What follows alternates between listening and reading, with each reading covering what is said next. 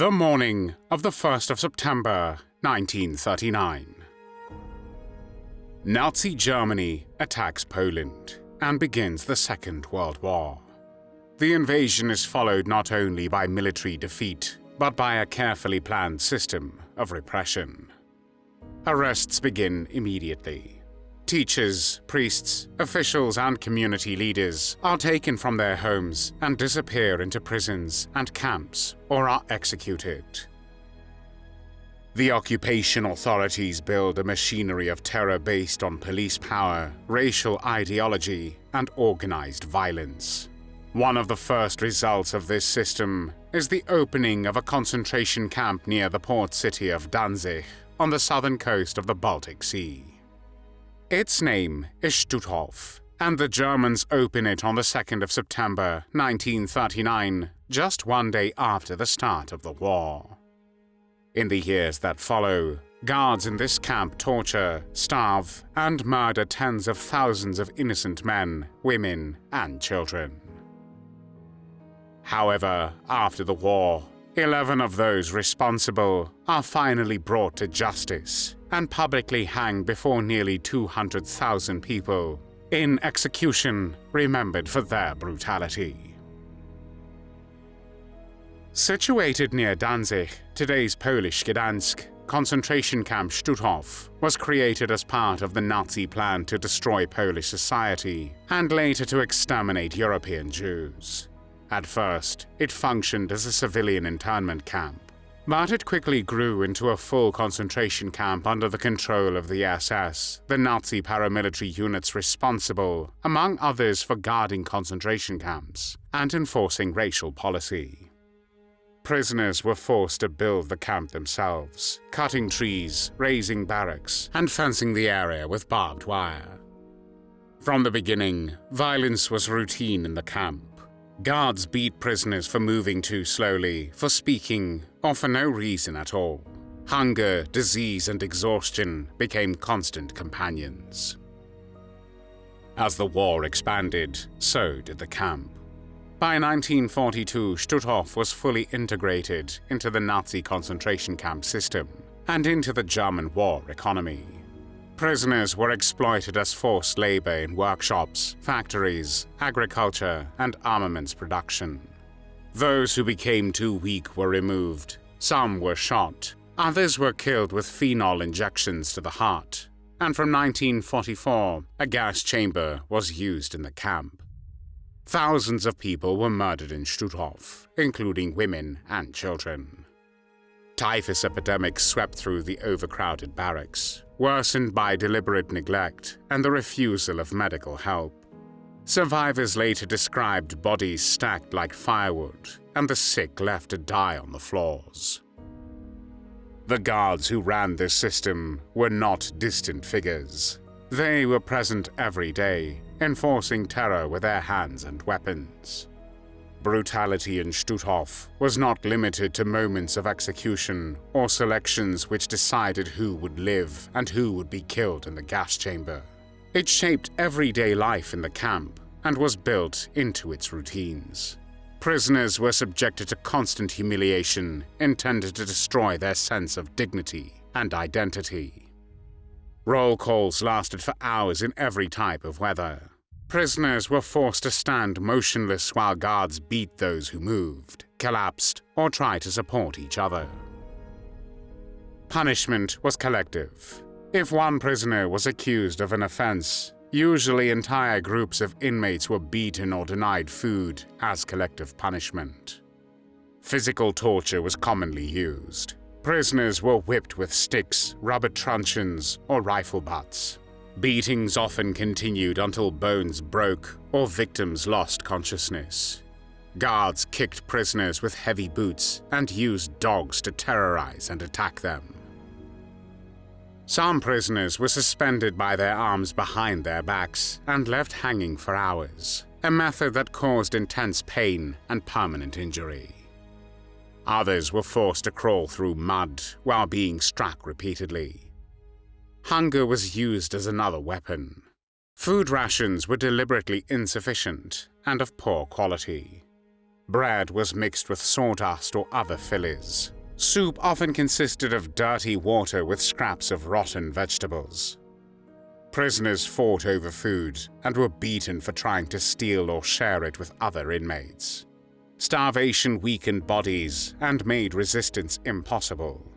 Many prisoners died slowly from hunger alone, shrinking until they could no longer stand during roll calls.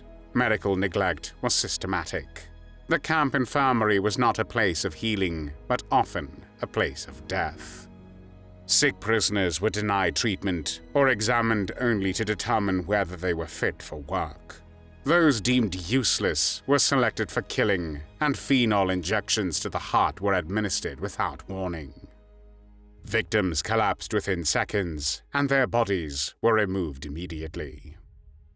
Others were left untreated until disease or exhaustion finished them. One survivor recalls that his mother, having given birth in the camp, was made to witness her newborn being cast into the incinerator.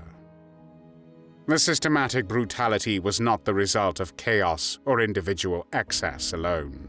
It was the outcome of a camp system designed to destroy human beings physically and mentally.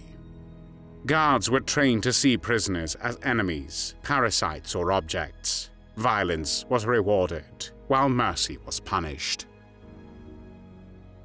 In 1945, as the Third Reich collapsed, the SS attempted to erase the camp by evacuating it. On the 25th of January 1945, the Stutthof Commandant SS Obersturmbannführer Paul Werner Hoppe ordered the evacuation of the camp. In the first phase, about 11,600 prisoners were forced to leave the main camp and begin a death march toward the west away from the Soviet units of the Red Army. After this, 33,948 people were still imprisoned, including 11,863 in Stutthof itself and 22,085 in the satellite camps. During the marches, the SS forced the inmates to form columns of 1,000 to 1,500 prisoners, with a distance of about 4.5 miles or 7 kilometers between each column. Around 40 guards supervised each group. Prisoners who could not keep up were shot by the guards on the spot. The marches took place in deep snow and bitter cold, with almost no food. Although it was planned to last 7 days, it took 10 days for those who survived the brutal conditions and brutality of the German guards. On the 31st of January 1945, the Palmnichen massacre took place, when around 3,000 Jewish prisoners from the Stutthof concentration camp were driven into the Baltic Sea and shot with machine guns in the sea, or were shot in the courtyard of the amber factory in the town of Palmnichen, today's Russian Yintarny in Kaliningrad enclave. Only about 15 people are believed to have survived the massacre. More than 100,000 people passed through the Stutthof camp system, and at least 60,000 of them died from gassing, starvation, disease, executions, forced labor, and evacuation marches. When Soviet soldiers finally entered Stutthof on the 9th of May 1945, they found only a handful of survivors hiding among the ruins. After the war, investigations began almost immediately. Polish and Soviet commissions gathered evidence and survivor testimony. In April 1946, the first Stutthof Trial opened in Gdańsk. Former guards, both men and women, stood in the dock accused of crimes against humanity. Witnesses described beatings, killings, and selections for the gas chamber. The behavior of some defendants shocked observers. Among the accused was Jenny Wanda Barkmann, who as a guard at Stutthof was known for beating inmates, including children, some to death, either with her bare hands or with her whip. During the trial, Barkmann was not particularly worried about her life, but was rather concerned about her appearance. She wore stylish clothes and a different hairstyle every day, and reportedly flirted with the prison guards. Another accused was Wanda Klaff, who had become infamous at Stutthof for her brutal treatment of prisoners, whom she would beat and kick without any reason at all until they lay still. When she was in a particularly bad mood, she would drown the female inmates in mud or club them to death. During the trial, she said, "I am very intelligent, and I was very devoted to my work in the camps.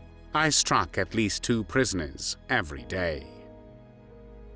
Having made this statement, she was probably the only one who thought she was intelligent. Another accused was Elisabeth Becker. She beat children with their mothers and then selected them to be sent to the gas chamber to be killed without any remorse. Another Stutthof guard who stood trial was Ewa Paradies, who in the freezing cold winter often ordered a group of female prisoners to undress and stand in the snow. Then she poured cold water on the naked women, and when they moved, she would beat them.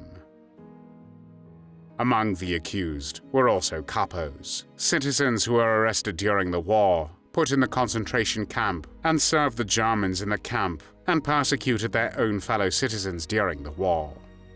One of the capos, who was in the so-called First Stutthof Trial, was Wacław Kozłowski, a butcher by profession, and a military veteran who fought in the defense of the city of Gdynia against the Germans in 1939.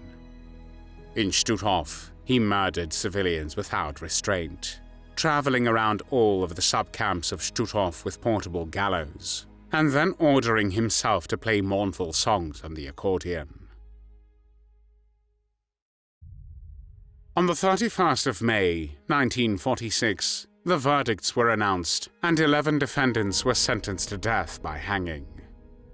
Among them were 5 female guards: Jenny Wanda Barkmann, Elisabeth Becker, Wanda Klaff, Ewa Paradies, Gerda Steinhoff, Commandant of the Guards Johann Pauls, and 5 Polish capos: Jan Breit, Tadeusz Kopczynski, Józef Reiter, Wacław Kozłowski, and Franciszek Szopiński.